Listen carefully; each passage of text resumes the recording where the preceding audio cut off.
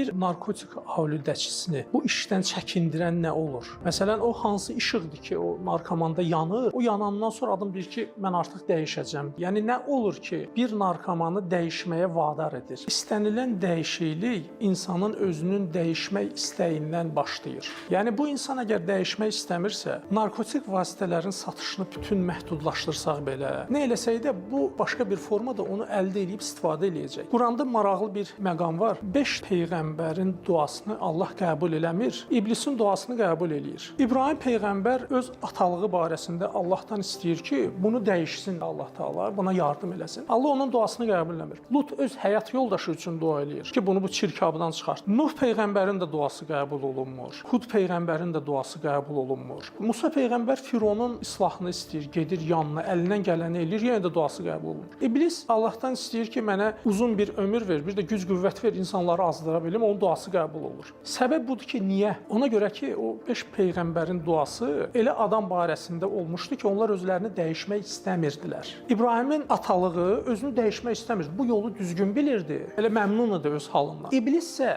özü üçün dua elədi və o sözünün arxasında da durdu. Məsələ nədir? Əgər bizim özümüz dəyişmək istəməsək, bizim üçün neynəsələr də belə, hansı bir yardımlar, dəstəklər olsa da belə, bu adam dəyişməyəcək. Hər şey insanın özündən başlayır. Çox gözəl misal çəkdiniz. Ona görə birinci insanın özü istəməlidir.